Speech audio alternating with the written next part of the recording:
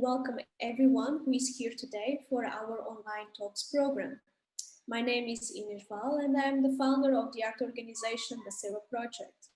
Many of you might not know what is the CERA project, as I will try to share a little bit of our story.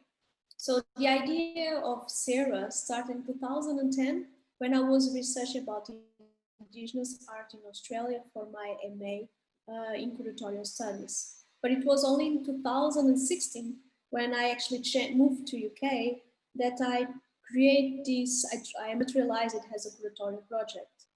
And today, almost 10 years after of being in Australia, CERA Project is an organization now for the promotion and exhibition of contemporary art that falls outside of Eurocentric and Western narratives, where we develop, curate, and collaborate on curatorial projects, exhibitions, and events across the world.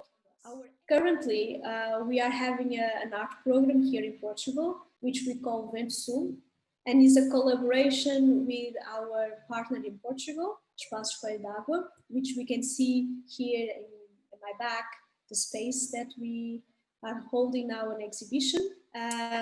Today, the reason why we are here is because I'm collaborating with the artist Evgenia Emets in a long-term art project, which we call Say My Name and I Will Tell You My Story, which is also part of this Vento Sul program, where we aim to rethink stories, memories, narratives about eucalyptus trees here in Portugal, as well in the Western world, and to indigenous cultures.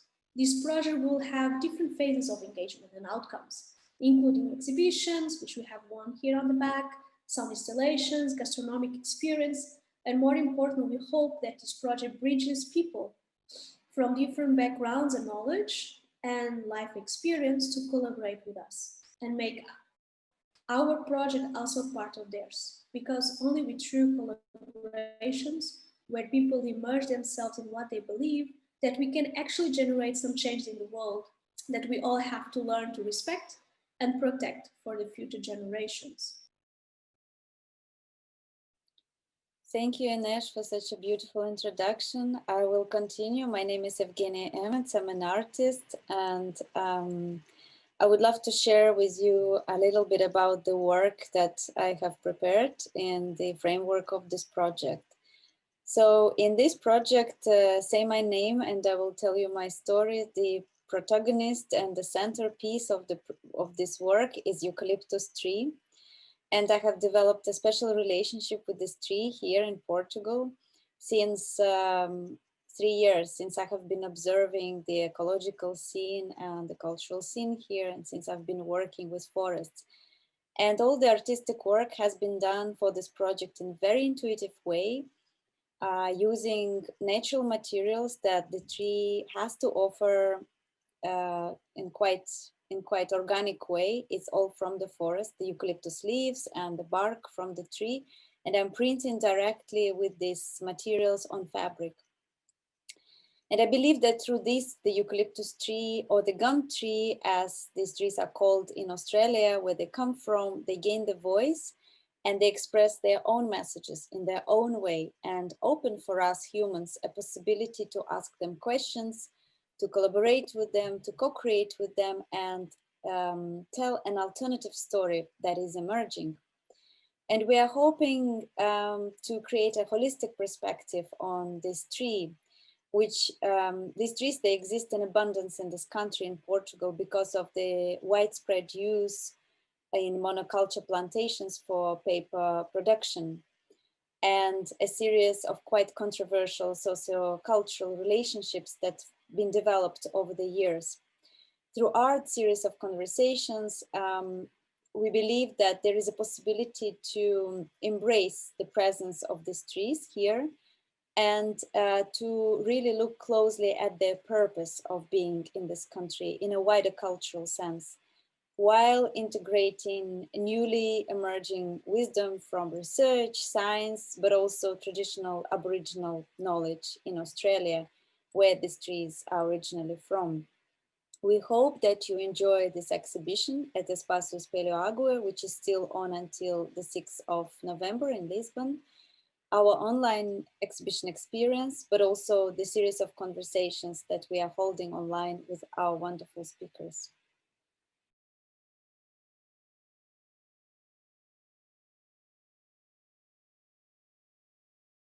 So you can chat with everybody.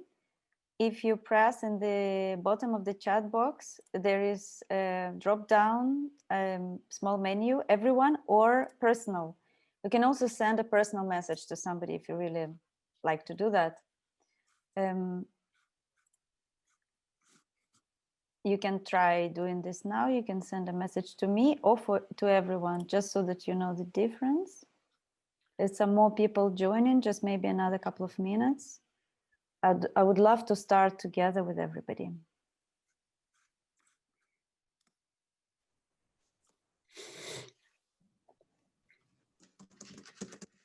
And for those who just joined literally now, we are writing the name, our name, where we are currently located, and answering a small question: how do you communicate with plants yourself in your life?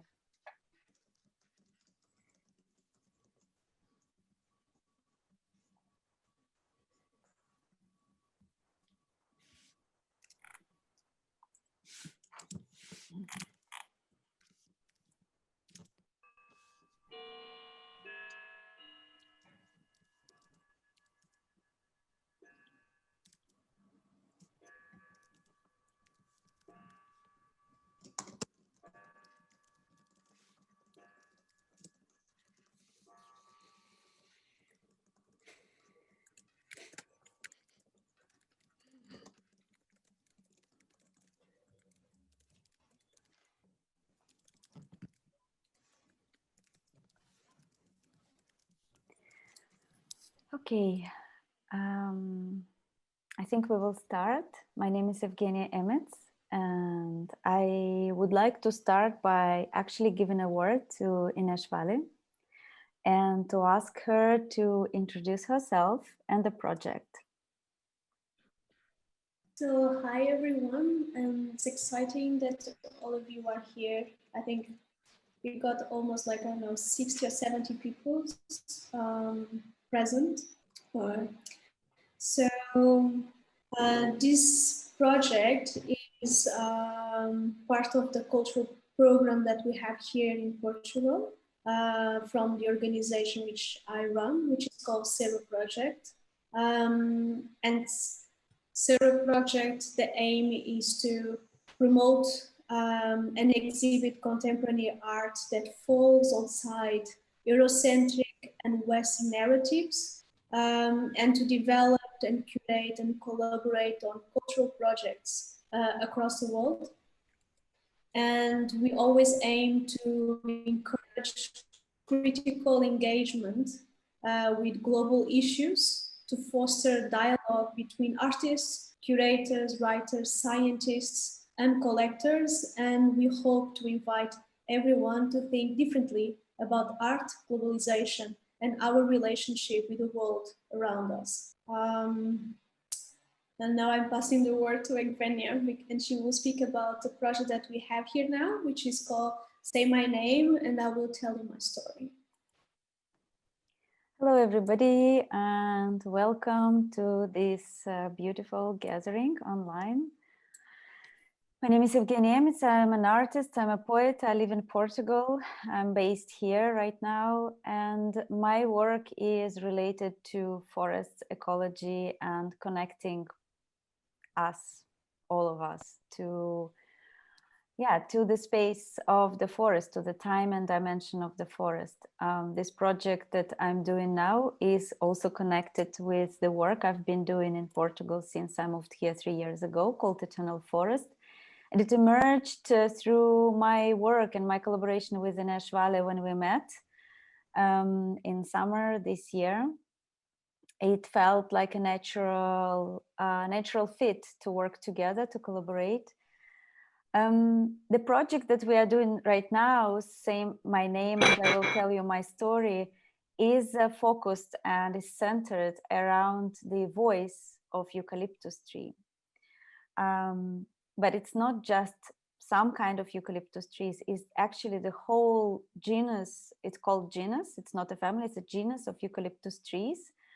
And it's also particularly and especially the eucalyptus tree that we know under the name of Tasmanian blue gum, which is Eucalyptus globulus.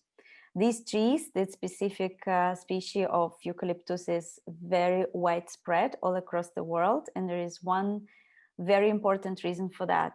We humans, we are using this tree extensively for paper production, for pulp. Here in Portugal, in Iberia, in California, in India, and in many other places in the world, very successfully. And what happened is, it's true story. The tree asked me personally to try to help and to communicate a series of messages that it has. These trees have to us, they have to deliver. And so this is how the whole story started. We can unpack a little bit today. We can start unpacking in this conversation and in the next two conversations that are going to hold online in next week. And today, with this project, we are opening international online, I would say, communication between us humans, but also actively trying to include the trees themselves and their voice into this conversation. This is an artistic investigation, but it's also multidisciplinary investigation, and we have invited our beautiful speakers to be part of it today. Today's topic is plant intelligence and plant communication. We feel this topic is incredibly important for many different reasons. We have seen recently that science really have caught up with this topic that's been a little bit exoteric and obscure. And so today we are going to open it from two very different perspectives, which actually overlap quite a lot, from the scientific perspective, but also from a very, including the scientific method, but also including deep listening and intuitive listening, which I don't want to say they're exclusive, they're actually inclusive. And I think today we're going to see that. Today's talk is recorded like all talks, so just it's a small warning, and I hope you don't mind. If you really mind, then you can just take a video down, and it will be just your name on the screen. And with this, I would like to introduce further three participants who we have here, and you will understand why three. So. First participant is Monica Gagliano. She is present here with us. And I'm not going into a long technical academic presentation. I'm just going to say what I feel from my heart and how I really relate to her work and her research. I came across Monica's book last year when I went for a walk with somebody called Filipa Heitor, who is based in Portugal, and she does walks in Sintra. Inês is just showing Monica's book. Inês, can you show the book once again? And Filipa told me, Evgenia, with your work, you must read Monica's book, which I did. And when I read the book, I thought, my God, this is really mind-blowing. This is really, I must go deeper. And I wanted to contact Monica straight away, but I didn't do it because I felt like, well, she's super busy. I just cannot take her time. I need to find a good reason to do that. So this reason is what we're having today. I feel that Monica's work is truly eye-opening, and groundbreaking, and we're going to see why. You must read the book. It's a real delight. It's written in the language that I don't think many scientific books are written. It's incredibly, it's beautiful. It's inspiring, and it also shows all the steps that she has, all the steps of the journey that she has done along the way. And it really allows us to see that we must open our ears and our eyes and start listening deeply. And we need to find new ways of listening. We also have Sarah Abbott here with us. We met in the conference Evolving the Forest in the UK 2 summers ago, and I helped her to facilitate her talk. I was there sitting behind the computer. And at that moment, her talk about plant communication entered my mind, but I didn't really have a chance to explore it deeper. But now she's here with us, and I'm incredibly excited that we are in the same room together. She has done over the years a lot of work connecting with indigenous people, connecting with people who do communicate with plants, who do listen to plants, and who do hear the voice of the trees and the plants. And she has combined it in her academic research, in her filmmaking, in her ethnographic research, and today she's going to share this with us. I just wanted to say that I'm incredibly grateful to both Sarah and Monica because they're based on very different opposite sides of the world, and there's a lot of time that separates them. This kind of strange, you know, it's real thing. Sarah is in Canada and Monica is in Australia right now, and we are in Portugal. And there is one more participant that I'm going to introduce.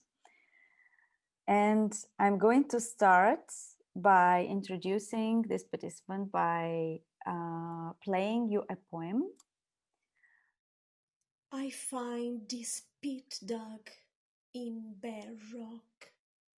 Next to it, a flourishing ancient eucalyptus. Beautiful tree with a rough and strong trunk, with scars of darkness, light, history. He is supported by roots sinking deep in soil, looking for water, nourishment, silence. And his canopy, oh, that one, covered with grand leaves, eagerly lifts his arms spread out into sunlight. And just like this eucalyptus, so will I in pure water quench my thirst, drinking through the roots that feed me this life that gets me to the immense sky, which in remembrance I tenderly kiss. Then, stroking even the clouds with my arms, I praise the essence that my sap carries.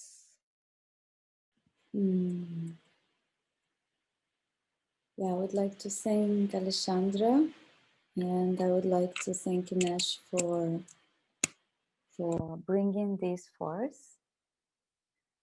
And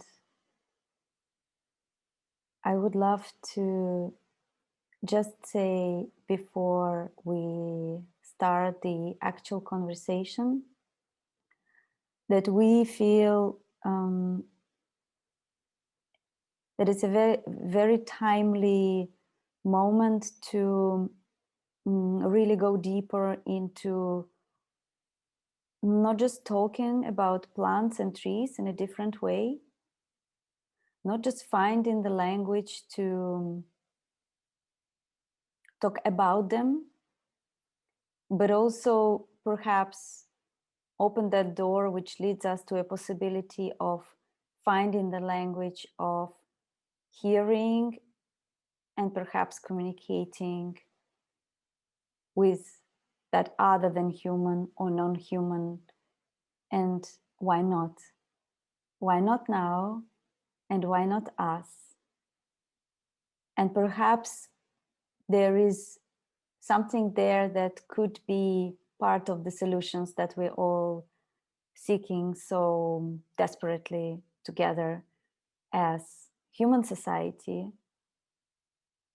Could we bring them on board to be part of our society, and could we step into their realm to become part of their space? And maybe these are not two separate realms. So this is just something I wanted to offer, and I would love to invite Inês perhaps to make a first question to our guests.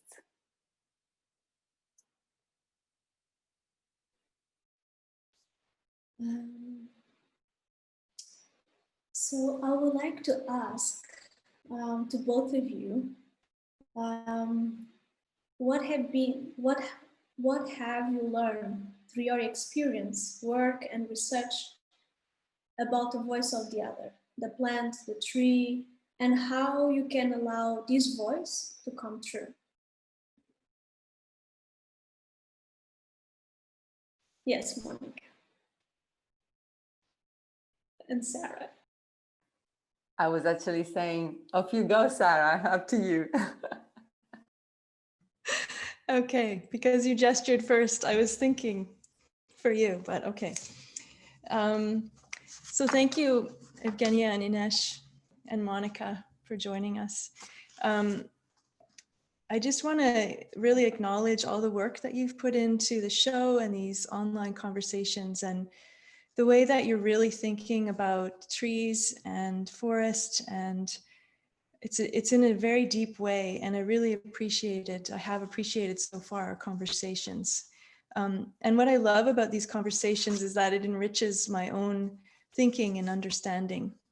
And I suppose that's also part of the ethnographic approach that I've taken, which is social science, and it's based in a qualitative understanding of relationships with trees, observations, interviews. I've interviewed tree knowers and hope to move into interviewing trees, but I haven't gotten quite that far except for having connections and communications with them. And participated in interspecies communication workshops and giving talks on trees to share my research. And often people will share things that they know about trees, which I find so interesting and inspiring. And then also making a film. So the interviews that I did are all recorded on film. And including in my understanding plant science and philosophies about the non-human, from the non-human turn and ontological turn that's happening in academia now and has been for a few decades. Also involved, and that's so ethnography is the study and representation of culture. And usually it's human-based, like so many things, too many things. Also, I've been working with Indigenous research methodologies. I've been connecting with Indigenous culture and issues for almost 20 years, and it just seemed a natural, obvious thing for me to turn to Indigenous knowledge. And honestly, I also felt that if I didn't, it would be quite rude, because this knowledge has been disregarded and has been stolen by Western academia for too long. It's part of colonialism. And I turned to Indigenous knowledge and Indigenous science because of its deep understanding of interrelations between humans and non-humans, between humans and the natural world. That knowledge is cumulative over time, cumulative. It's based in respect and reciprocity.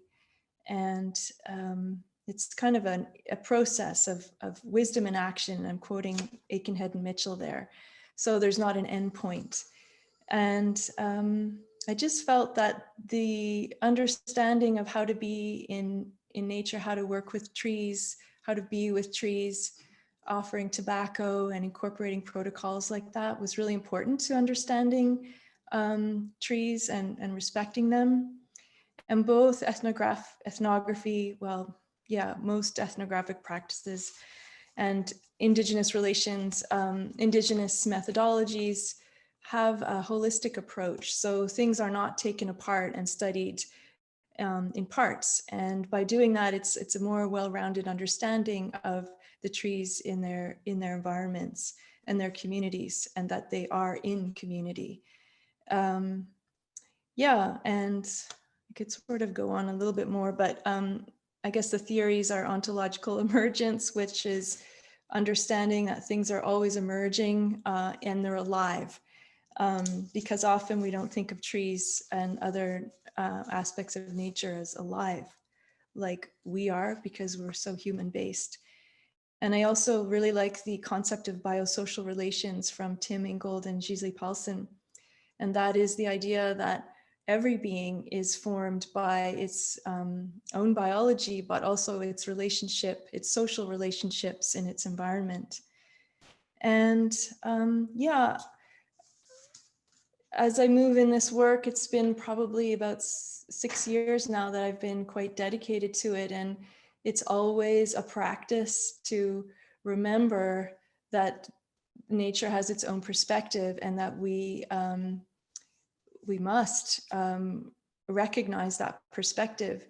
And the more that that's conscious for me, it's a paradigm shift.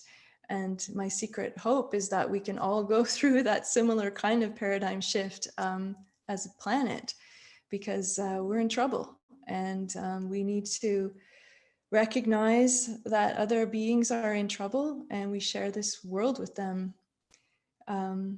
So I think that's enough for me, and I'll probably end up answering how the voice of trees through the other questions. So over to you, Monica.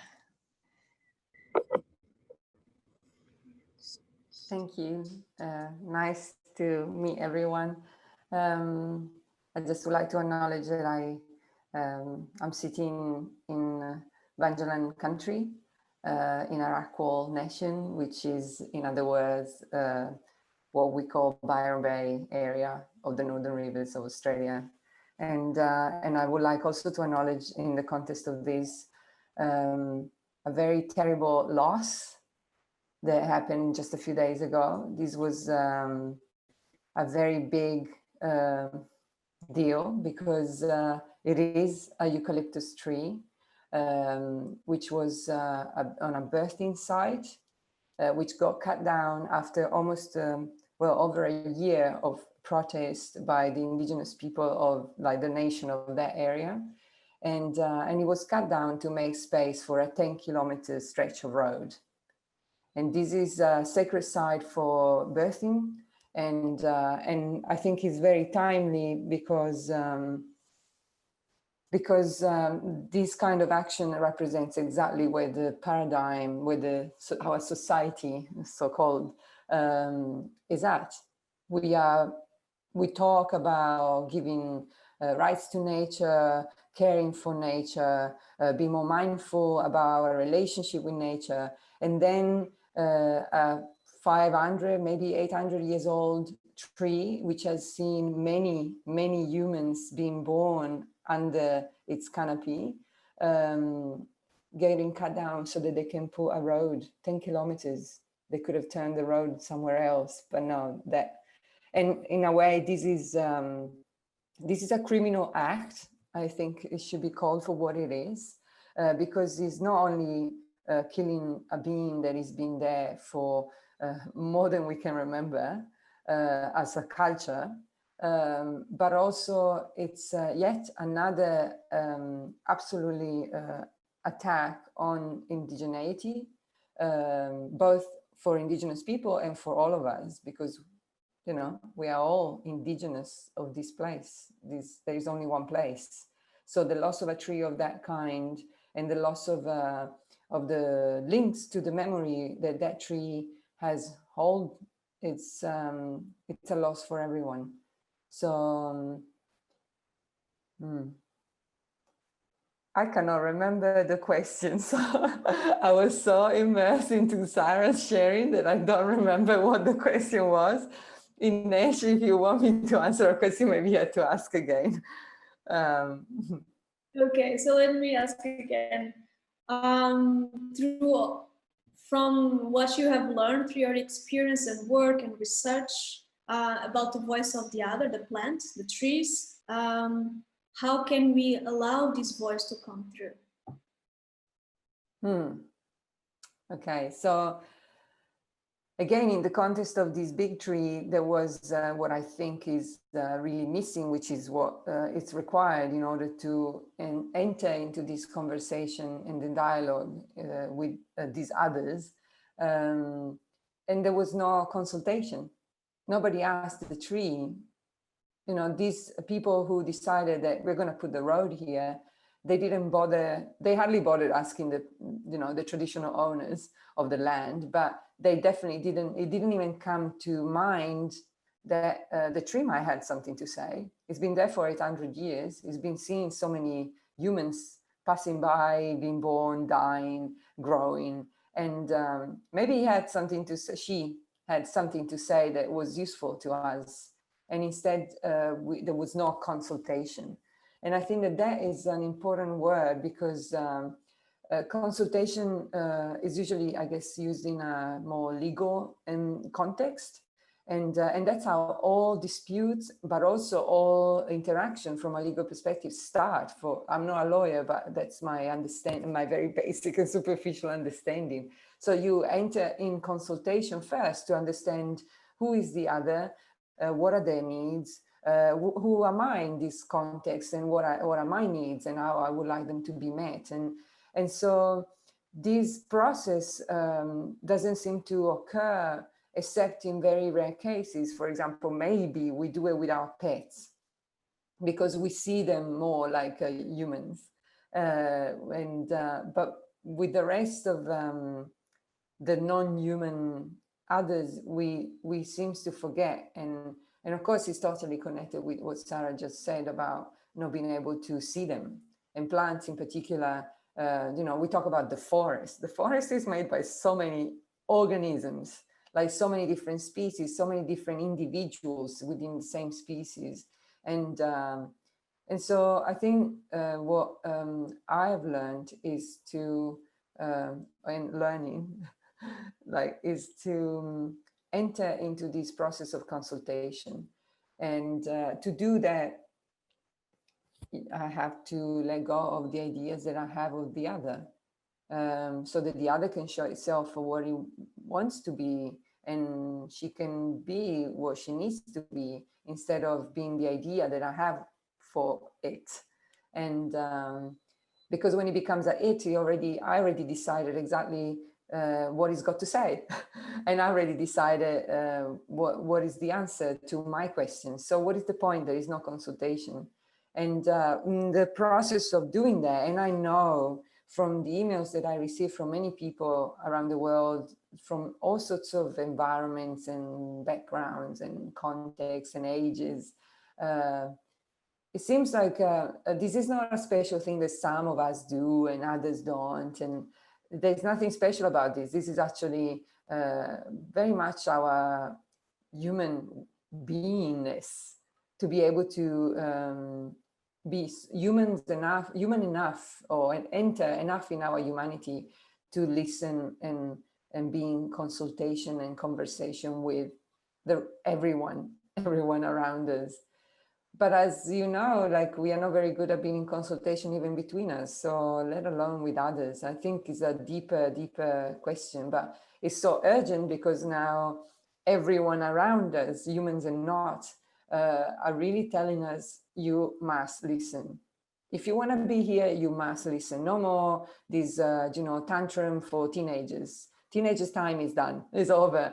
And now it's time to grow up in a mature adult, which, you know, inspired by a very child, heart-based sense of wonder for what we are and where we are.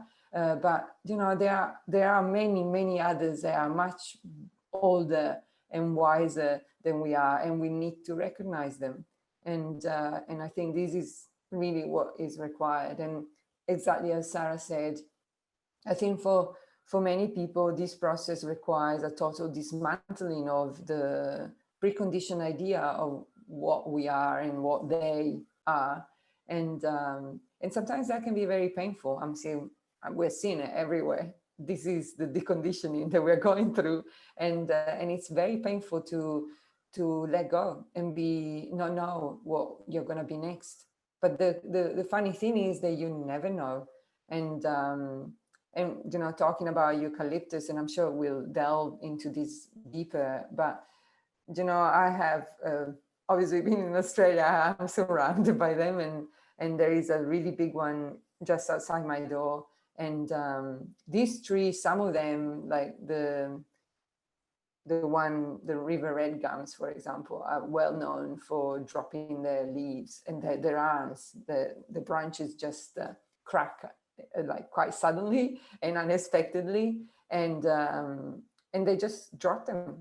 And there is no questioning whether that's the right thing or not. The tree simply does it because that's what is required. This limb is no longer necessary. I let it go. And it's not letting, it's a dying, because of course that limb is done for what its purpose was in the beginning. But it's also, I guess, a living, because that's how the tree thrives, by letting go and dropping the arms that are no longer required.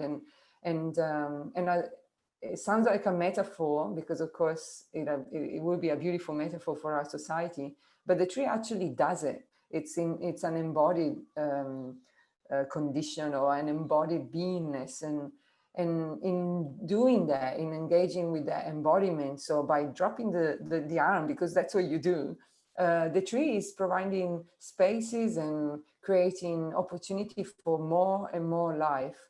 And when the tree is not allowed to do that, because the dropping of the arms is not just, oh, now I'm going to let go of this arm, but the arm stays near the tree, and by rotting it provides nutrients, and by breaking it provides little nook and crannies for other organisms. The hole that is left behind is inviting bees to create a home there. So it creates more structure, it creates more diversity, it creates opportunities. There is more dialogue between many more.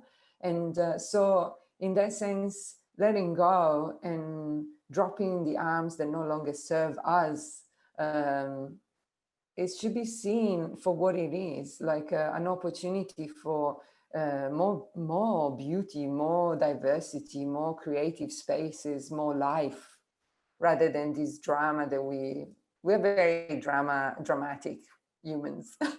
This drama that we are all gonna be dead. It's like, if we were gonna all be dead, we will be all dead by now. So just let's get over it. We're here to stay. So let's stay in a good way instead of in a really uncomfortable way. But I don't know. I don't know if I answered the question. You see, I wasn't listening to the question in the first place, and probably I didn't answer anyway. So, but yeah, that's for me. Thank you so much, Monica, and thank you, Sarah. And Monica, because you started talking about this particular eucalyptus tree, and when we spoke first time, you already shared that story a little bit. I would like just to give our participants a little bit of an extra idea of how this whole story happened for you and how it came about, because I think it's quite a peculiar way, the way you encountered that place, the way you started working with that tree. I feel it would be really nice to share with everybody, like how this, because it's a research that you are doing right now. It's the actual setting that you work with a team of people. So could you share with us a little bit about that? What's the focus, and how did the tree call you? Yep. Well, I live in a beautiful place surrounded by forest, and but my official position when I moved here was actually in Sydney, in a city, concrete, you know, the usual. Sydney is a beautiful city amongst many cities. Sydney is a beautiful city, but still it wasn't really for me. And that became very clear very quickly. And so in the process of trying to find a home, I came across this beautiful place but it's actually 9 hours drive from Sydney. So it's not really in Sydney. So what I did, I asked a friend who was living in the local area to go and see this place for me. And he's an academic himself, is a legal theorist, and also heavily involved for the Earth Law movement. So he was involved in the drawing of the legislation for the Pachamama rights and all of the rights for nature and ecological jurisprudence. So anyway, he comes to this place, and of course he meets the owner of the property, and this woman who is now my landlady and also a really good friend, shows my friend around and shows the house, and this is the kitchen and this is that. And then they go outside in the back, and it's like, oh, and then, you know, this will be also part of Monica's space, and she's pointing to the forest. And naturally they just walk towards this enormous eucalyptus tree, who it's just in front of the back door.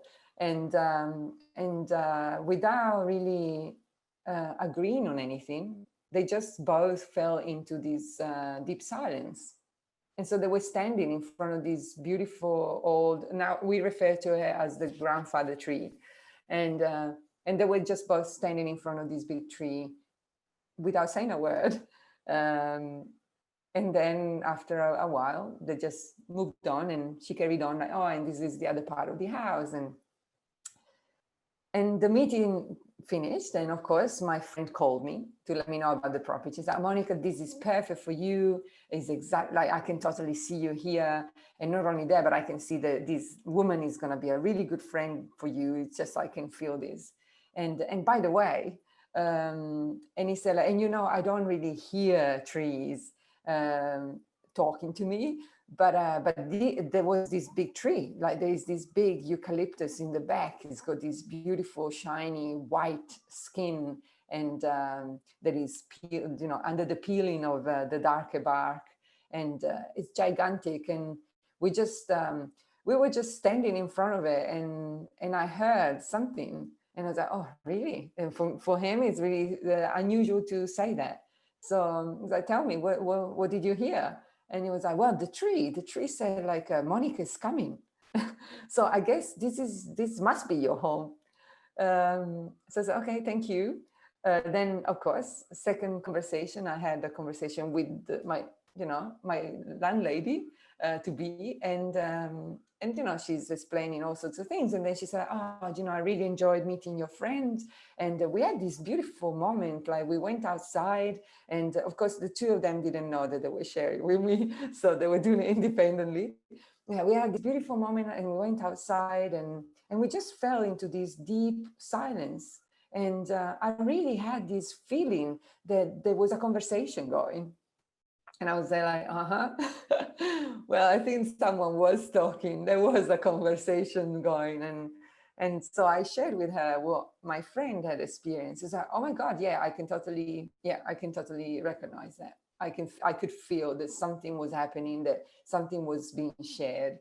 And of course, fast forward almost 2 years later, I've been living here. We go and say hello to the tree often, because he's been telling us that he would like to be, like visited a bit more often. So it's like, okay, we go grandparents chores to do.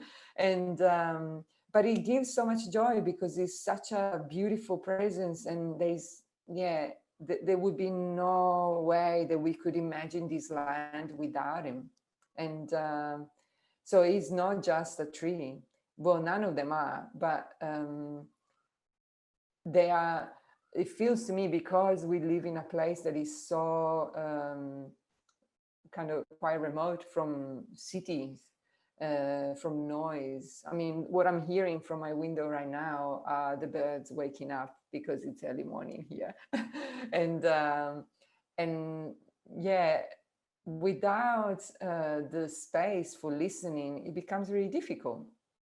And we live in very noisy environments, and not just outside, but also in our heads. And I guess by coming here, I was given this beautiful gift of finding myself in a space where I can be in in enough silence, in the depth of the silence can be such that I can actually so easily hear, but also just listen to all of these conversations going on. And sometimes it's actually like, guys, I really don't have time right now. Seriously, I've got stuff to do. So can we talk about it later? And so these are active participants in our life every day. And they have been suggesting things that we have implemented on the land that needed to be done. And we were just not seeing them. And it's like, oh, yeah, that's right. We should do that. And improve the quality of our life here. So yeah, again, I think I keep detouring from the questions, but yeah. Well, thank you. I think continue this conversation. I think I would like to ask both of you as well. How does the language that we use to describe in plants and trees inform our relationship that we have with them? And how does it need to change so we can have a deeper understanding and connection with nature? Okay, my turn. Thanks, Monica. Absolutely. Absolutely, the language has to change.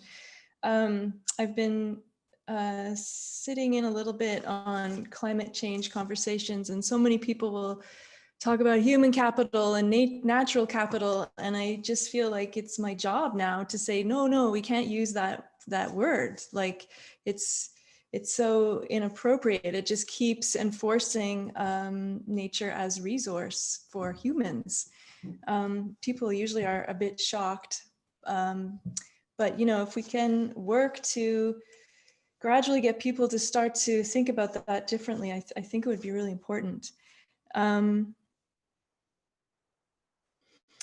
And even something that I think about too is how environmental sustainability and development seems like a good thing, but it's really doesn't include the non-humans in the picture, because it's based on economics and the well-being of humans more than non-humans. And also, I made some notes here. That's why I keep looking down, because I wanted to share some quotes. And I guess, thinking about language,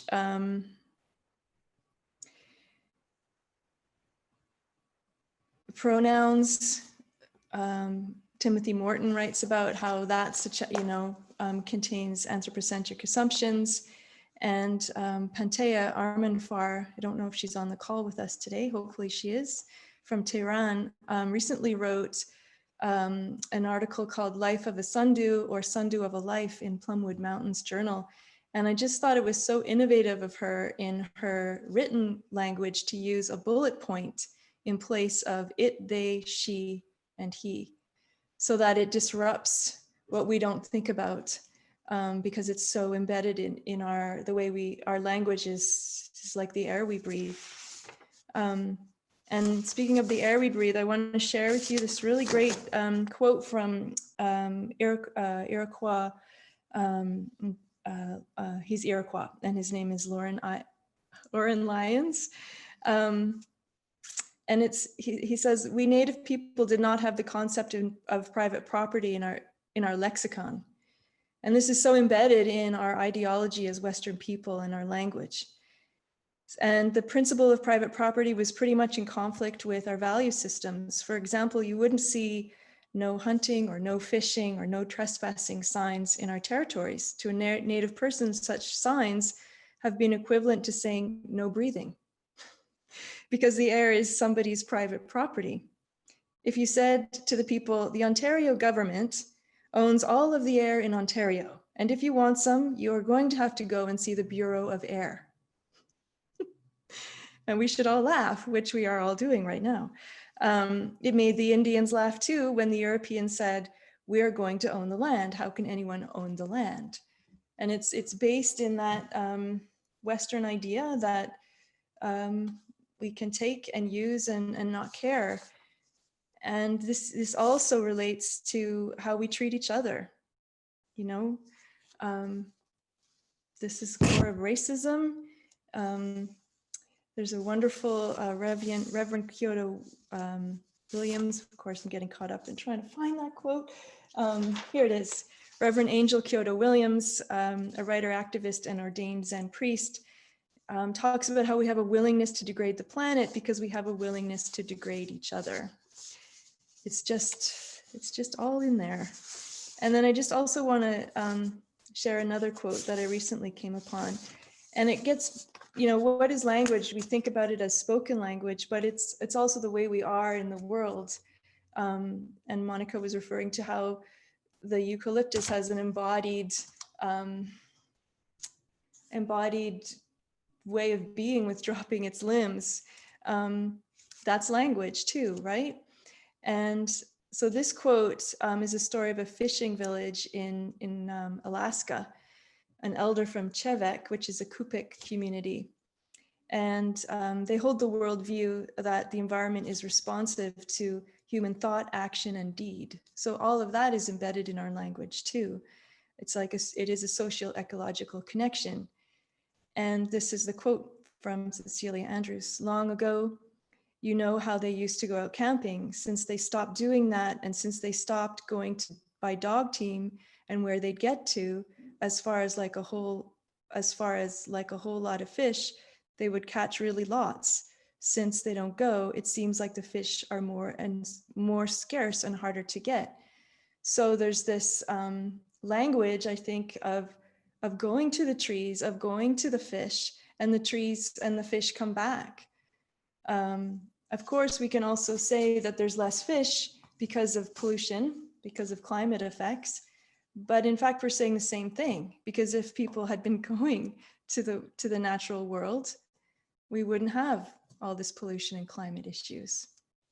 So that's my long response to the language question.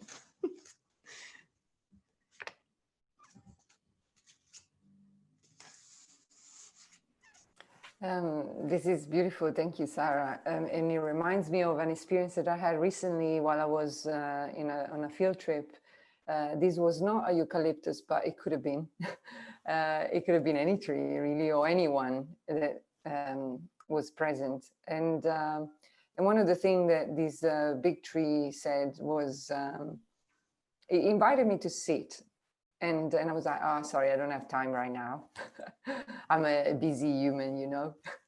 And I was with 3 other people, and we were in a group of about 10, but the other people were kind of a little bit, they walked a little bit further ahead, and the 4 of us were kind of left behind. And as we passed this tree, that's what I heard. And I actually used the language and verbalized to the others, the tree just said. And the other 3 people actually kind of validated that, I just had the same feeling. And so one of them said like, well, why don't we do sit down and sit with the tree? So we turned around and sat, and the 4 of us were sitting at the base of this gigantic, huge tree. And as I sat there, I was like, okay, so what have you got for me? What is it that I'm here to learn and take away, home message and all of that? And the tree was like, no, this time it's not for you to take, it's for you to give. And I was like, okay. And the way in which you give is just actually by sitting with me. And it's so simple.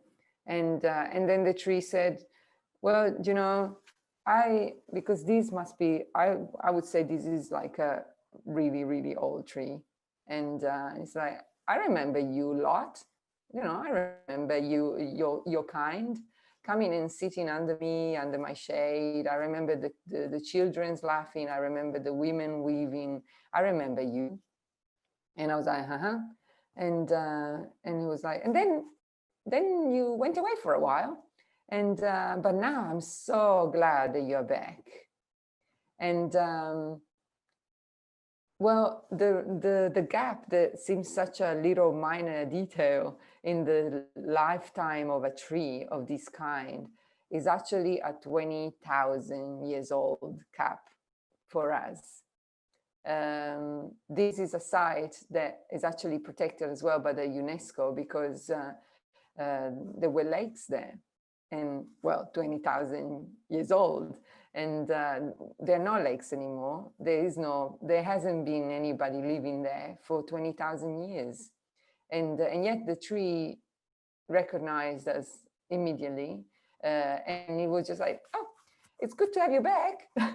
And this experience was shared. So I wasn't the only one. That we were sitting in silence, but the four of us had a very similar experience. So you might say that I'm crazy and I make up things, and yeah, that's highly possible. Actually, I'm pretty sure I am. But then we had a shared making up thing, and we had a shared craziness. And then we should also extend the craziness to all of the humanity that has been before this time. Before this time, I mean, the last few hundred years, maybe the last 1,000 years, which is actually nothing compared to 120,000 of habitation, for example, here in Australia. I don't even know if your mind can comprehend the number. Mine can't, I know that. Even thinking of 100 years is quite difficult. I know that 100 years ago, something happened, and obviously I'm European, and I come from a country which has a long history, but the long history is like, what, a couple of thousands of years? We're talking about 20,000, 60,000, 80,000, 120,000 years of memory, which is in the land, is in the trees, and it's in all of the others who live at the very different timescales and tell the stories using very different language that is not necessarily our human language, but the stories are there. And when I shared this with the elders that I was with, when I told them, oh, this is what happened at the tree, and they just smiled, and then they said, like, this is why we do ceremonies.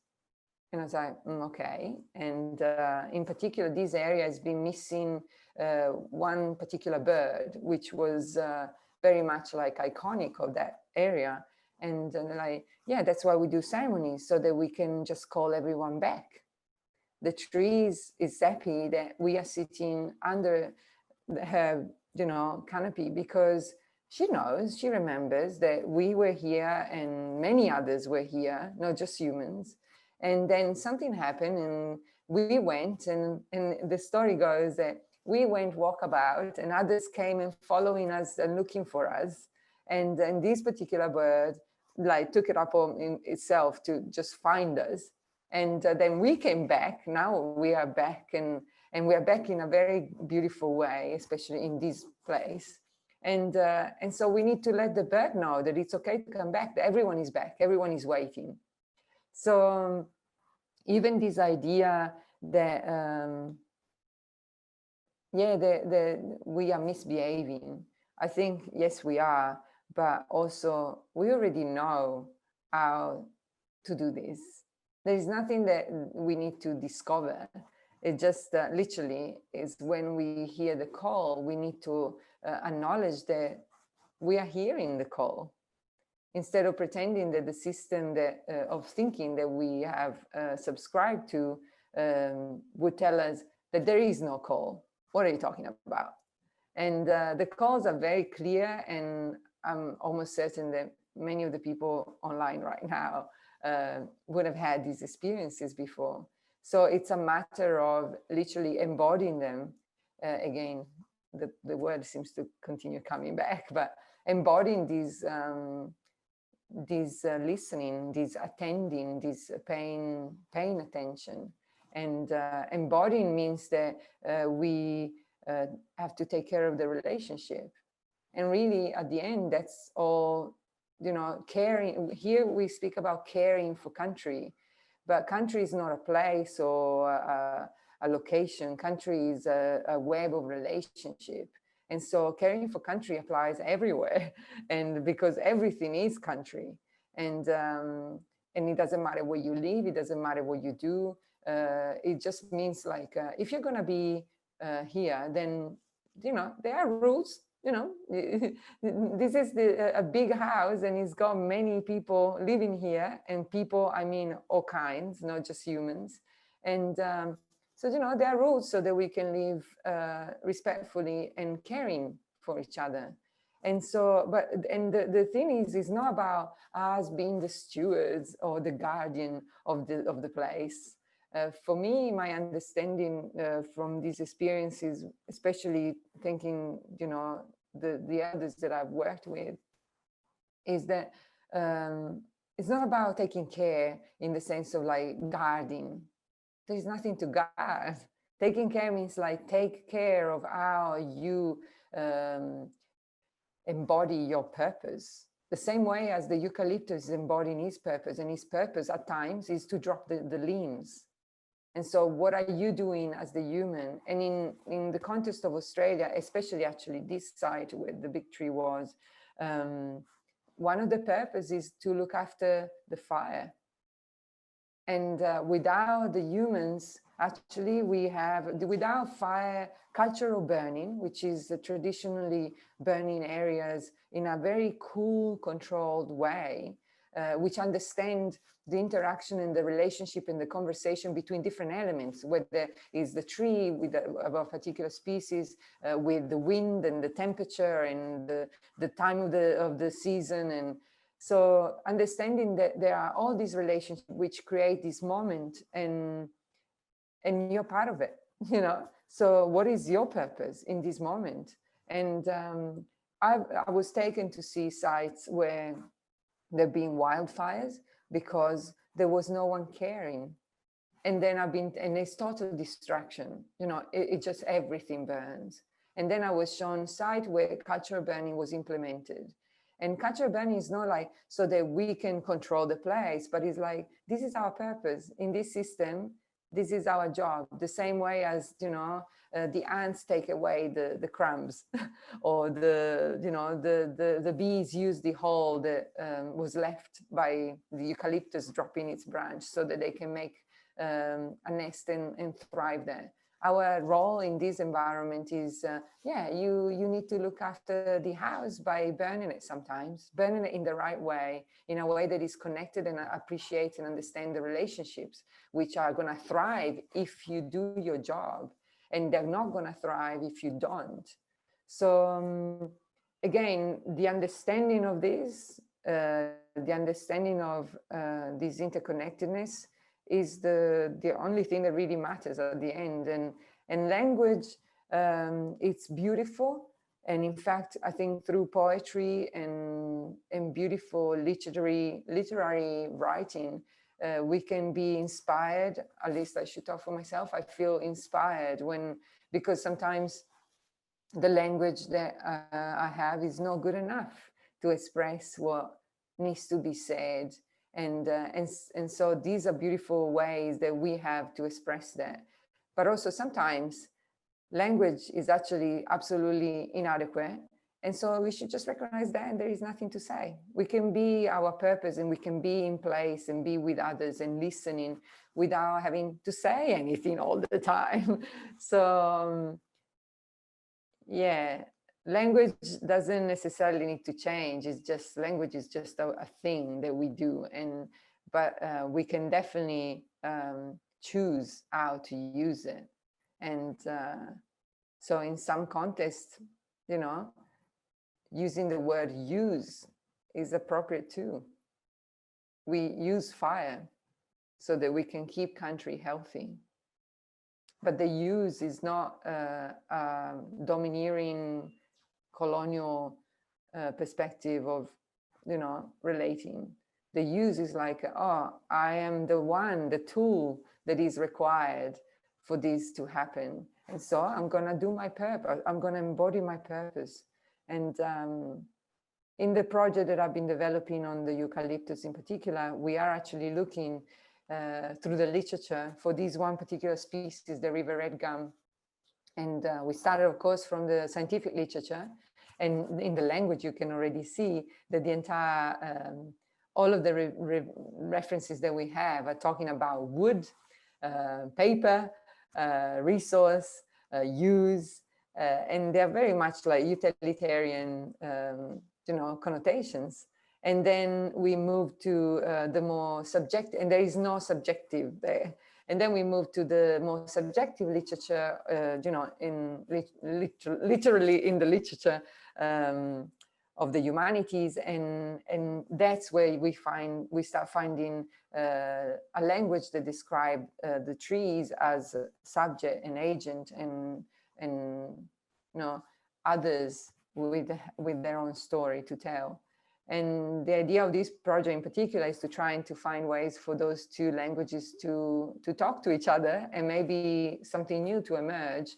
And in the context as well of how can we then embody these? So in our purpose, like how do we embody these so that, for example, we might be able to revisit the language that we use in, say, legal context, so that we make laws and make legal tools that actually do allow us to create the right relationships.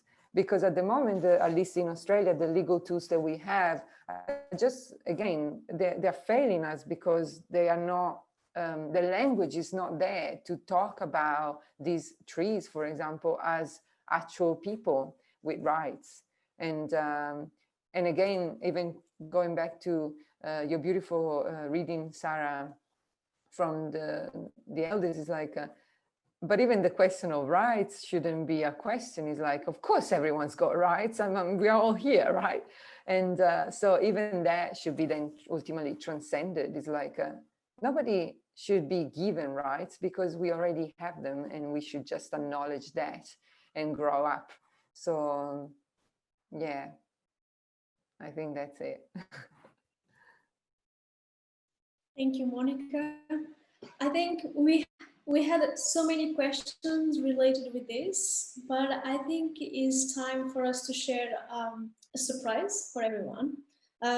So my mom knew about this, and she created a song. She wrote it this morning, and she sang it this morning, and she recorded this morning. So maybe I'll just give a little background of who she is, and my teeth are all green. So my mom, she's a professional singer, and her artistic practice, she goes a bit further than her part as a singer. She actually take into a self-observation of inside of her, and the poetry that she writes and sings, she does it intuitively. So, and she reflects what she's learning, what is given to her by life and by nature. So I'll ask now Evgenia to share something that somehow will connect what Monica was expressing.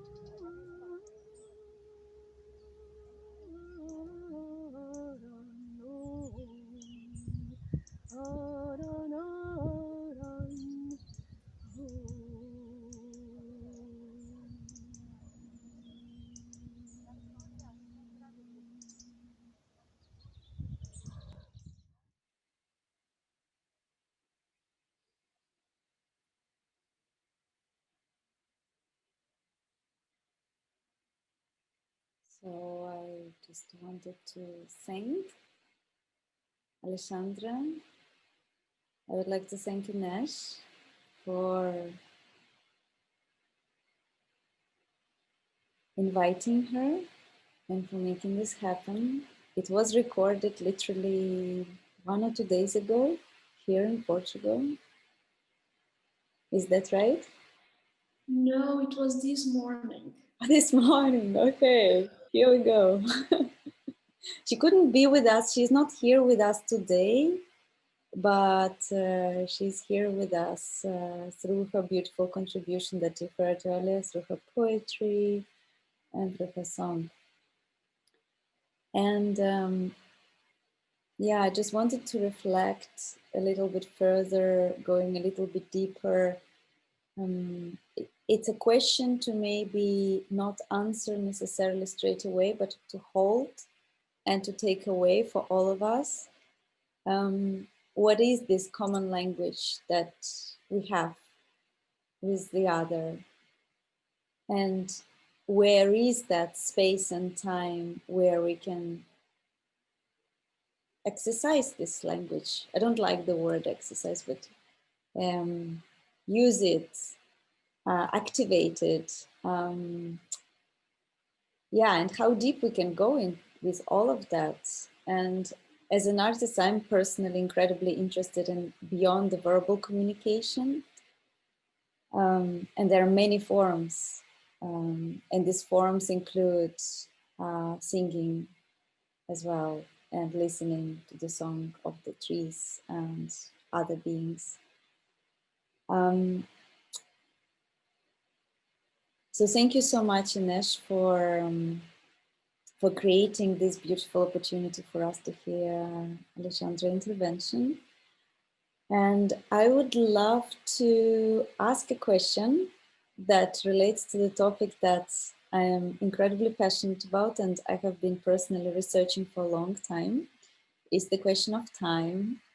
And again, this is the question that I would love to ask both Sarah and Monica. How do you feel our perception, our human perception of time actually affect our relationship with the other, with non-human? And how do you feel perhaps we could learn about time from the plants and the trees, from working with them, from collaborating with them, listening to them, and talking to them? How about you take this one first, Monica? Do you want to take this one first? No. Okay. Well, I think that we probably all would agree that we humans are speeding around faster and faster. Again, from one of the readings that I recently did, I came upon this hypothesis or theory called technology-induced environmental distancing. And I really love that. This is something that's been important to me for many years. I purposely use my body.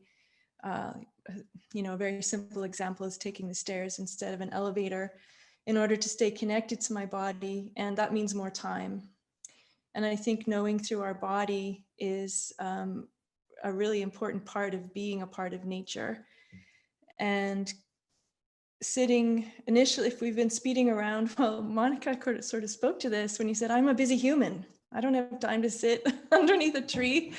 But that's just so imperative that we do that, because when we're speeding through our own lives, we're not connected with our own lives, and we're not connected to life on the planet with us. And as I was thinking of this, you know, we just have this idea, I think, that plants are moving slowly because we can't see their movements unless it's a very fast moving plant, like a plant that catches insects for ingestion. But it doesn't mean they're slow. And Monica can probably speak to in more detail about this than I can, but plants can respond to stimuli from the outside in less than a second. So they have a very fast internal life. And when I think about trees, people say, oh, trees are slow. how can a tree be slow? I mean, a tree has so much that it has to pay attention to, and that's going on inside and outside. I think you have to be pretty fast in a way. And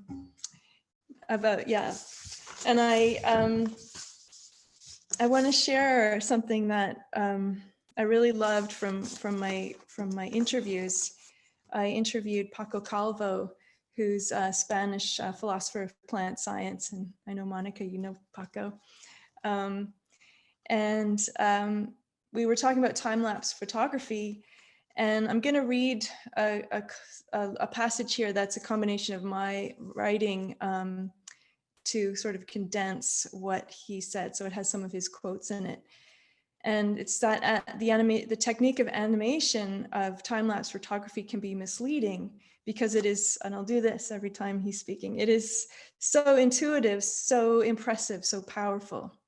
When we see 3 or 4 days of condensed plant behavior play out over a few minutes, it's easy to think that's what's actually happening. There are gaps between picture and picture that can last between 5 and 10 minutes, right? So we don't see those. Since we cannot see what is happening within those gaps, we might be deluding ourselves into seeing more than is actually there. So because Paco realized this, he turned to a method that Darwin actually developed for himself, which is a method of endurance and patience to directly observe plant behavior, because Paco wanted to get himself down into the plant's pace in order to move into their time window to see the way a plant moves an inch every half an hour. And he also in our interview talked about, you know, how's that for meditation? And I you know, that's sort of meditation, but I think it does bring us down into a meditative state and a meditative experience of time. Yeah, so those are some of my thoughts on plants and time. Monica? Yeah, I know very well Paco, and I'm not surprised that would be his quote. Interestingly enough, you know, even despite this kind of approach, here is a good example of a brilliant mind still wanting to explain. And the problem with time is that it is a totally mind concept, but the very moment you are trying to explain time, you're already cutting off any possibility to enter a different time. Because the other different time doesn't actually exist, as well as our time doesn't really exist. So to enter the plant time, it means to exit time, not to enter. And so any effort to trying to slow us down to the time of ... is actually still a very human approach, of course, because that's who we are. But it kind of still suggests to me, and this is, I'm just speaking from my experience because I've done this, you know, it's still the me that wants to control time. And so it's like, okay, I'll slow down for you, but I am slowing down. So I have a reference point where time actually is the right time, which is my human time. And then I'm slowing down for you so that you can maybe show yourself as the plant time. And but the experience that I've actually had when I have been able to be with the plants is out of time. And so suddenly I could have been there for days or 5 minutes or 3 seconds, and I really don't know. And when those experiences take place, then yeah, it is a meditation, because you're transcending something. And in this sense, you're transcending the boundary that time imposes, so that you can only perceive X amount of signals per second. It's like, what is that? There are signals going on all the time, and we're perceiving everything all the time. It's just that we're paying attention to some more than others. And so again, to me, the question of time is actually a question of attention. And again, I would like to also quote someone else who put it very beautifully, because I think she captures exactly what time for me is. She says, this is Mary Oliver, so poet and writers, a US writer, beautiful. And in one of her essays, she literally just finished the essay saying, attention is it's basically the first step, is the way to get to devotion. And that's what really is required to connect with the other. It's not about slowing down or speeding up or capturing them on camera. I mean, like, yes, that's all good, and that's a very scientific approach still, which actually is not that much different from what we've been doing all along. We're capturing others instead of freeing them to be what they need to be. And that means that we free as well the human, that it can be what it needs to be, instead of having to be in a particular way.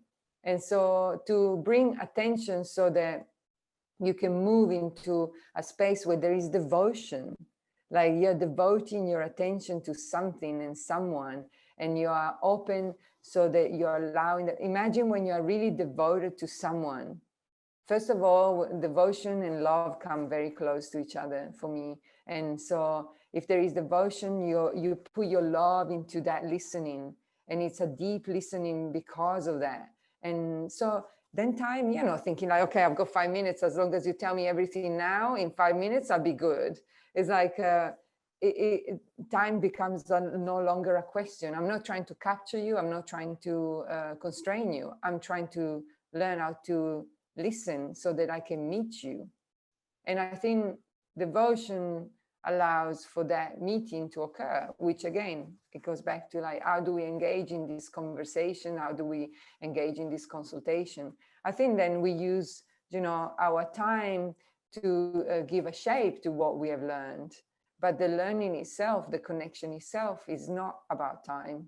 And as the big tree that I was mentioning before, so like, I've been here for a long while, and you were here, then you were gone, then you're back. It's like 20,000 years. It's like, that's the gap that he's mentioning. It's like, well, I think that the tree is going a long way. And we are more like a little butterfly that's got one day to live, and we think that everything happens in that one day. It's like, so again, the concept of time is, it's a bit weird, and we think we're going so fast, but actually maybe we are pretty slow compared to a butterfly. And we are going fast compared to, a tree. But again, that doesn't, time and entering different times doesn't actually help us to connect, I don't think. For me, it's like, you need to get out of time. So where time is no longer the reference point. And then you are exactly in the same place as everyone else. And in that place, not only you are exactly in the same place, so you're sharing this, but there is something more that happens in that. By getting out of time, out of the reference point that time imposes. Again, just talking about from my experience, both as a scientist and as my personal self, if that even makes sense. But yeah, getting out of time means that not only you realize that there is a space that we share, but the extra step is that you are the other that you think you're sharing with, and you are the space itself that you think you're sharing within. And that's why time is a funny construct, because it allows us to think and to believe that we are separate entities. And it's a good reference point because it works. It works. And it's like, oh, and you look at all the political agendas, they're very short term. Of course, because with a reference point of time, then you can construct things, but actually they make no sense, because there is no such a thing as a short term. What is that? Like, I've got like a 1 year term. It's like, what does that mean? It's like, so then you actually like lose all responsibilities, and you're actually no longer here after that. Like, you're still here, and you are responsible, not because other humans tell you that you're responsible, but because you're here. And So yeah, I have an issue with time, I think. But as I've been engaging into the experiments in a slightly different way than I was trained to do, still applying, of course, the scientific method, but using a different approach that I think is just emerging. I don't even know how to describe it really, but for allowing the space to be free of time as much as I am capable of, and then really see what it is that is required. And yeah, I'm learning a lot from that, and I think it will be a very useful thing for humanity to engage with, because then also the time critical things can be resolved because you have the clarity for it. And without that, we are just you know, constrained in a particular time frame, and the mind freaks out when it's supposed to come up with an idea like yesterday. And and that doesn't help, because it put us all in a situation where we feel we are powerless, and it's not true. So okay.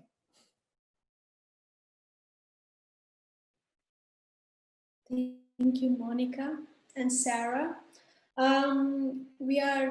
It's almost 9 here, so we have 30 minutes more. So before we open up to everyone to ask any questions or any reflection about what we've been doing here, I would like to ask just one more short question to both of you.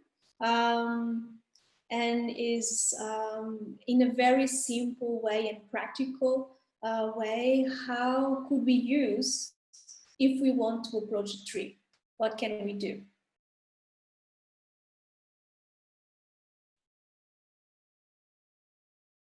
Do you want to speak or give me the hand motion, Monica? Okay. Thank you. Yeah, when I think about that question, I think about ethics, remembering we're in relationship, and approaching a tree with great respect and asking to connect with it. I think of how in our culture, it's rude to go up to somebody who looks interesting and rub your hands all over them. So I think we need to be mindful of not doing that with trees. And it doesn't mean actually that to connect with a tree, you have to touch it. You are connecting with it just by being near it.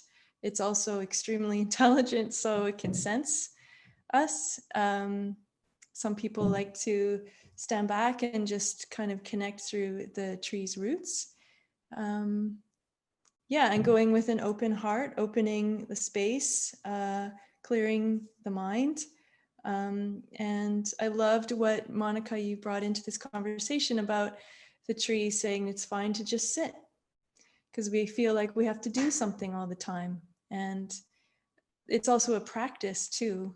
Some people can just naturally hear a lot of messages or communications from the tree, but to know that it's a practice if it's new to you, and to know that there's different ways that a tree will communicate, and it'll communicate through your individual biosense, yeah, and different overlapping perceptions as well. So there could be, you might be someone who hears it literally, or sees the language, or smells, or just senses it energetically, but also there can be a combination of those things happening at once too. So alerting, opening our fields to be in awareness and allowance. Yeah.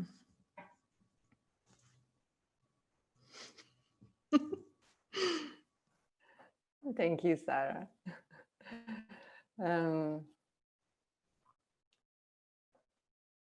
Yeah, I of course agree with everything you shared. I guess there is one thing that is coming to mind, and I think that many of us do it naturally anyway, especially with big trees, but we do it in many other situations. And when we are meeting someone, especially someone new, that we really are interested in knowing more and getting closer to, we often, well, at least I do, we take this big, deep breath. And it's like, And you know, it's almost like we're trying to breathe in the other. And I think we do. And not only that, but as you take those kind of breaths, they're like, you breathe it in, and then it goes straight through your heart. And then sometimes if you're doing it really good, it goes down into your belly. And I usually take a few of those, and then it's like, okay, now I'm really here. And I think that's how we actually connect in general with people, like human people as well. So trees are not different. The major difference with trees is that in that moment, which is every moment for us, we are literally bringing the tree in through the air that it was gifted to us. And so it's almost again like a matter of attention, and to realize that every single breath was given to us by trees who are very generous, because they don't know you, but they're still, you know, giving you the oxygen. And I think that in itself already highlights that you are in communion regardless of your awareness, and you are already there, and you're already communicating in a way, relating and talking without you even having to do it consciously. So it's just a matter of like taking those breaths consciously, and then you're like, yeah, hello. And then I think the rest kind of seems to just happen, you know. Sometimes like with people, like human people, it's like sometimes, you know, some people are just not for you. You don't have to talk to everyone. Like, can you imagine? It's like, you know, just leave some alone. It's okay. And some don't want to talk to you. Like, you know, maybe you don't smell right. You know, we do that with other humans. So it's like, why shouldn't we expect this kind of relating to occur in other places? And I mean, I love dogs, for example, but some dogs, when they're really stinky, I cannot do it. And other dogs, they just smell so beautiful, and I'm ready to pat them, and I'm happy for them to lick my face, even if I don't know them.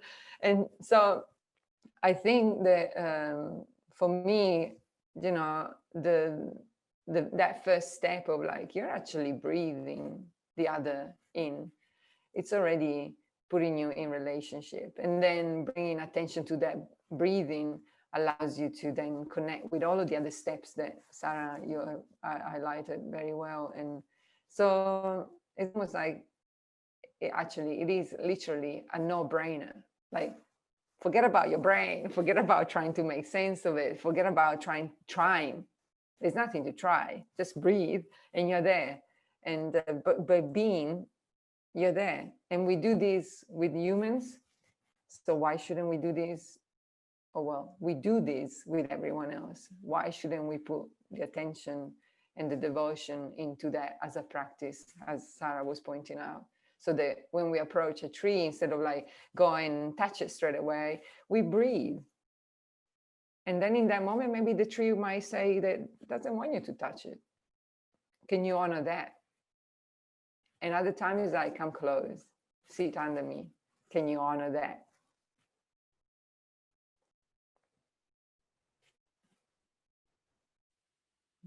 Thank you so much. Thank you, Sarah. Thank you, Monica.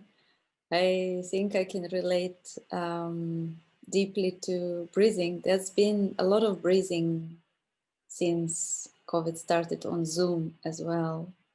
People meeting new people, new collaborations forming, people exchanging wonderful ideas, and things happen in virtual realm. But because we are very physical and we need that space together, I have participated in many situations when people just had to take this breather, take this moment and say, okay, let's just breathe together. And it feels good because this is what we do all the time. This is what makes us feel connected. So thank you so much for sharing it. And yes, it's wonderful to breathe together with humans and non-humans. I'd be grateful for the ones who also provide us air to breathe. And with this, I would love to open to everyone else, to our amazing participants who have been listening very attentively and deeply. And at this point, please, you can ask any question to anyone here, to all four of us. I know that somebody already started writing questions, so I would love maybe somebody right now, whoever really has a very burning question and who feels their heart is beating and they want to ask it, just unmute yourself and just ask this first question. Can I ask a very practical question, please? Did you hear me? Yep.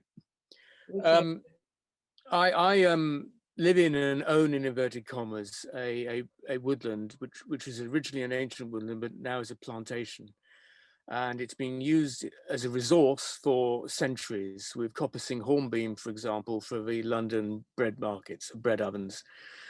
And my question is, in order to make it more natural, I basically have to brutalize it with a chainsaw. I have to thin the oaks to allow other species to grow. I have to coppice the hornbeam in order to allow the oaks to develop naturally. If I don't do that, certain species will die. And yet I'm very well aware that if I use a chainsaw, I am of course causing harm and hurt. So how do I reconcile everything that people have discussed this evening with the practical management or care for a woodland? How do I reconcile the two? Because I find that really very difficult.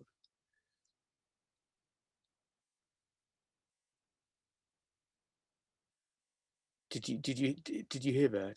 I'd like to ask Monica and Sarah that. Yeah. Yeah. I would like to answer that. Or start to answer that. It reminds me of, first of all, thank you, Simon, and it's nice to meet you. First of all, this reminds me of the same thing that we were discussing before in relation to fire. And, you know, like from one perspective, a very Western perspective, and that's what happened. Is like, oh, don't touch anything, don't burn anything. No, you're gonna hurt. You know, this is not right. Nature is about living on its own without us. That's nature. That's the pristine environment. And then we are the polluting other that actually ruins everything. And so, like, just let's lock up some nature over there in the national park. Let's not touch it, and the rest will be fine. And well, if you take as an example, many places in Australia, that has been disastrous. And actually we have lost, just last year, right where I live, we have lost a lot of national park, exactly for that reason, because burning and fire are part of the, fire is an agent, is one of the people that lives in this land. Yeah. And so without fire, the land doesn't thrive, the land dies. And more species die because of not caring and not understanding the place. So I guess in the context of what you're describing, I feel like your chainsaw is what an uncle that lives here, an Aboriginal man that lives with us, would say, this is, let's use black fella magic. This is black fella magic. It's like a fire is the, you know, the black fella magic, but the chainsaw is just the new version of the same concept. It's like you, by caring, part of your purpose of being part of this community is to make sure that, you know, you clean up where is needed so that many others can thrive. And one of the things that one of the elders said to me is like caring for country, so caring for a woodland, for example, it's really about making sure that you keep all the voices open. So the idea is not that there will be all your oaks are thriving, but everyone else is not because you didn't cut them down. I think that the point is like, and this is how nature does it anyway, and we know this from Darwin, from natural selection, it needs diversity, it needs variation. Without that, you cannot have life. It cannot select anything. It cannot move. Evolution doesn't work. So nature makes sure that we have diversity. And that's why sometimes it does it in very drastic ways, where we make everything uniform, like as a plantation, where we put things and we clear things, and then we put one species in there, and we make sure that that one species is doing well. And then after a few years, it just doesn't do well anymore. Yeah. Of course, because that's not how nature operates. So in your case, I feel like your woodland is really inviting you to be part of this. And your being part of this is use the chainsaw. But that's the thing, I can feel already from your description is like, you're not just going around and just chainsawing everything because you're having fun. And I know some people do that. You're doing it because that's part of your purpose as part of this network of beings that you're sharing with. And I find that that's really beautiful. And I'm pretty sure that the forest as a collective, so the community of trees that are living with you, are very well aware of that. The same way as they're aware that when fire comes, if it's done in a cultural way, fire is good. And yes, some of the plants need to burn, but that is is their purpose. And but they're also good medicine. So it's about giving space for all the voices to be heard. Sarah maybe has more and a different take, but well, no, I'm so glad that you took that, Monica, because I feel that you can speak to it more than I can. And I know Simon, and I know that this has been plaguing you for a while. And just at the end of what you were saying, Monica, I was thinking again about the eucalyptus dropping its limbs and letting go. And we're just so hung up about so much attachment. And I think that hanging up keeps us attached to this particular way of being in life that grabs onto life and kills it, actually, because we need to, I think, pull back and understand that we are in the cycle too, and that the forest is like incredibly aware of that, and to kind of tune into letting go of our ideas in order to move in the ways that Monica, you just described with the forest, and bringing some of those practices in just to sit and be open with the beings that are in the community around your house, so that perhaps they might give you some guidance. Like Monica was just saying at the top of our talk about how they actually the humans are making some changes on the land because the non-humans that live there know what needs to be there and that needs to be done because it's their community. And actually this does remind me of something that I really took away from my talks with a lot of people who communicate with trees, and that's that the trees want to collaborate, right? So get out there, Simon. All right. But the thing is, the ones that get chopped down don't perhaps appreciate the collaboration, but that is really very helpful, I think. But don't forget that you're not going to go up, just surprise that tree with the chainsaw, right? You're going to have a conversation with it, and you're going to let it know, and maybe it might have some ideas for you. That's another thing that came through too, is that when we're communicating with trees, if they say something that we never would have thought of ourselves, that's a really good sign that it's not coming from ourselves. I remember I was very nervous before this talk that I gave, and I was going and speaking with all the trees, and I started with the first one, who's quite social, and I was just thinking, oh my God, I'm so nervous. And I heard this, well, you're not dead yet. No, he didn't say yet. He's like, you're not dead. Like, of course you're going to be nervous. So yeah, hopefully you start to talk to everybody And also pay attention to your dreams too. Mm-hmm. And if I might add on that, I actually was asked by a tree in my garden, a tree that I loved very much, to cut it down. And I was like, no, I'm not doing that. This was an acacia tree. And I was like, no. And so a few months passed and the tree again said, like, you gotta cut me down. And I was like, no, I'm listening wrong. This is not happening, this is bad. And then eventually one day I was collecting all these leaves that they were dropping down at the feet of this tree. And I was like, wow, thank you. First, I was like, oh, thank you for dropping your leaves. I'm collecting them. I see that you want me to pick them up. And I was like, and then there were a bit too many leaves dropping. And then I looked closer and closer, and the tree was being attacked by borers. And I think that if I had cut it down when he asked me to, it would have regenerated. And instead, I decided that I was being too good. I decided what was needed, and I actually didn't do my purpose. My purpose was to cut it down at the right time when the tree knew it was the right time, so that it would have a chance to regenerate. And instead, by that stage, we had to cut it down, otherwise that borer might cull all the other trees. But it was too late for that one. So again, I think that it's a very anthropocentric way of thinking that our action are either, of a certain kind are the good action and on a certain kind that they're bad actions. It's like, we just need to do what is required at the right time. And to know that, we need to listen.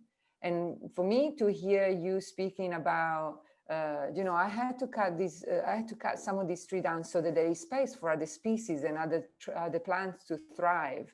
I am almost certain that all of those involved in that community know that you're totally part of that. And they kind of like, oh, good, Simon is coming to give us a haircut now. Excellent, we really need it. Otherwise here, everyone is choking.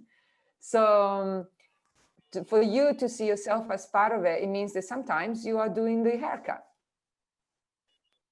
If you didn't, you probably find that your plants would start dying, as Sarah pointed out.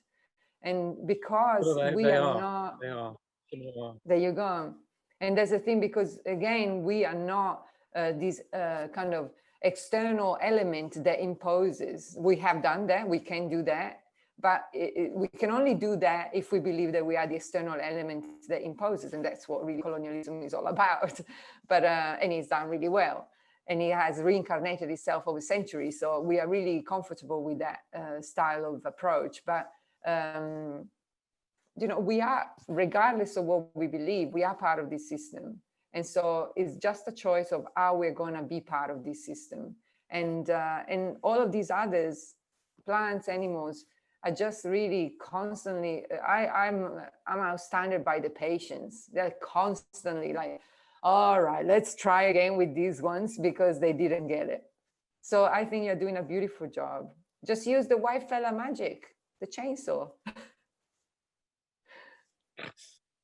Okay, thank you very much. Let someone else ask a question now. Thank you, much appreciated. Thank you, Simon, for asking the question, and thank you, Sarah and Monica, for answering.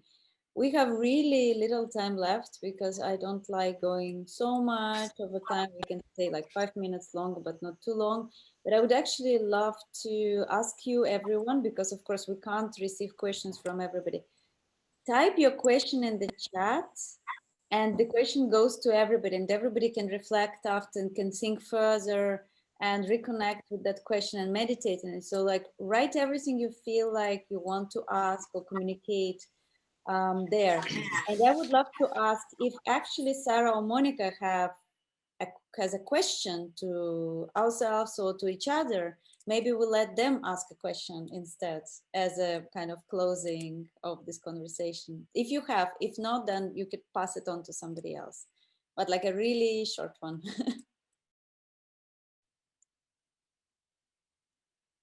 Monica, do you have a question? Or Sarah? You need to unmute I am yourself. thinking. Okay. Somebody has a really short question meanwhile. to any one of us, please. Now is the moment.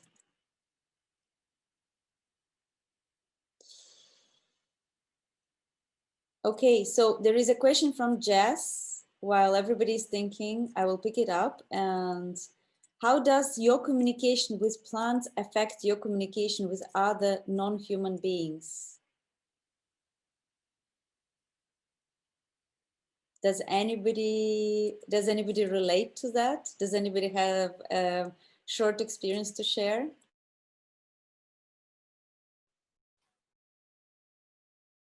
If I might, for me, it's just, sorry, Sai, did you want to go? For me, it's like what I've learned with the plants, it just showed me more about what I am as this incarnation of, in the form of a human being. And so it just, the realization that I could be a plant anytime. So I could be any other non-human anytime too. It just really doesn't matter. It just happens that I'm in this form, but I could be anything. Well, I am everything. And this is not like I'm a megalomaniac, but it's just a much deeper realization. So even the communication with, even the words non-human other become quite irrelevant. It's like there is no such a thing. There is no other. So of course it affects my communication more and more with all these others. But by realizing that there are no others, and whatever I do to others is actually done to the self, and there is only the self. So that's all I have to worry about, if that's the right word even.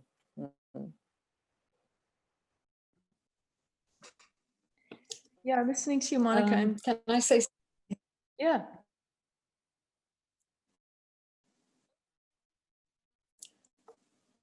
Somebody just jumped in. Thank you to everybody.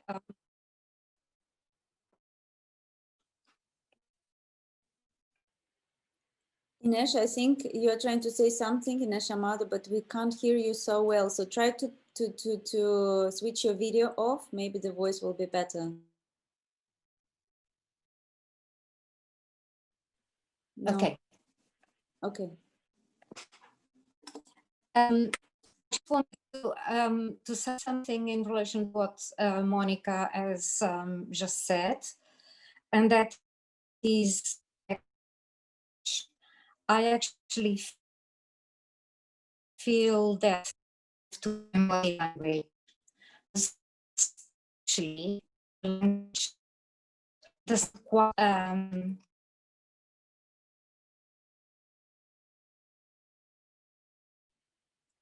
Inês, we cannot hear you. Can anybody hear Inês? I cannot hear her. So Inês, maybe write in the chat instead, if you don't mind.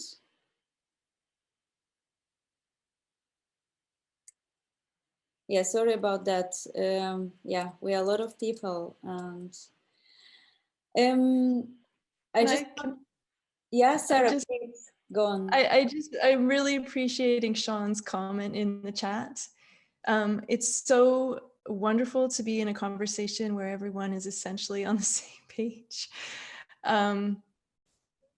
where we don't have to worry that people are going to think we're nuts, as Sean is saying. A friend of mine just shared with my class that I was teaching the other night. When there's people around her who potentially think she's nuts or want to argue, she says, you know, I disrespectfully don't care what you think. It's just, we can't get hung up, I think, in what other people think of us, because we're holding ourselves back, and in holding ourselves back, we're continuing to hold back this forward movement. I think that we need to have these connections and plug into the memories of these conversations. But I just wanted to follow on what Monica was saying in response to the question. which I'm forgetting what the question was. Communicating with plants and how that extends to non-humans. I would even say that the more that as I move through my own life and become more aware, I'm not even sure that are my thoughts, are my ideas mine? What is the self? I mean, I think we are being affected by a lot of beings that we can see and we can't see constantly. And we're constantly in a motion that's changing, and that, you know, it's a big conversation, but I think that's how I am affected. And yeah, it does. Everyone can talk. Okay, I will turn off my mic.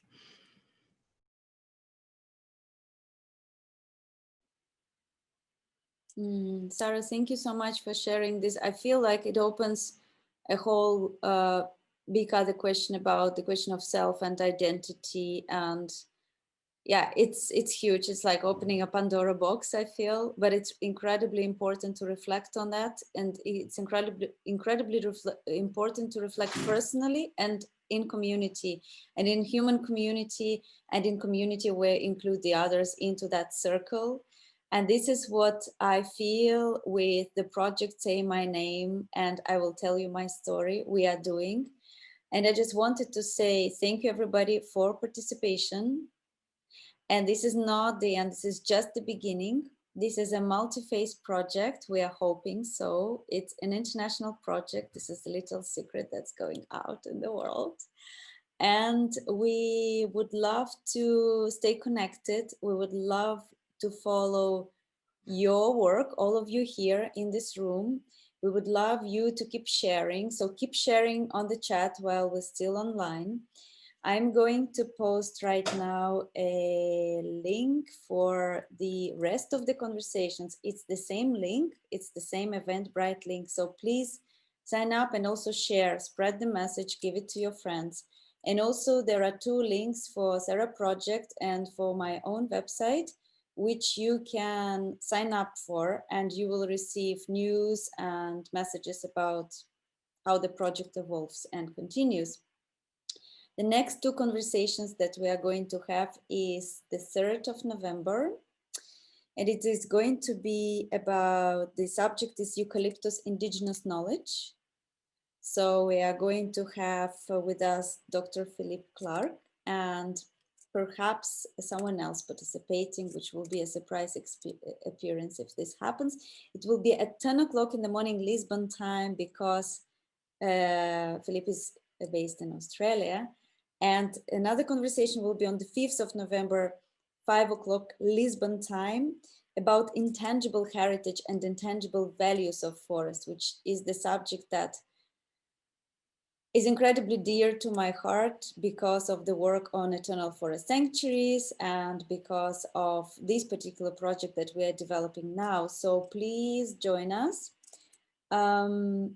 We are going to save everything. We're going to save the talk. We're going to save the chat. We're going to send you all this information, so you will receive all this amazing collection of questions, responses, links, and of course, we are staying connected. And I would love to thank our beautiful speakers. I'm incredibly grateful from my personal self, from the family of all eucalyptus trees that are present here with us. I know they're listening with their special ears.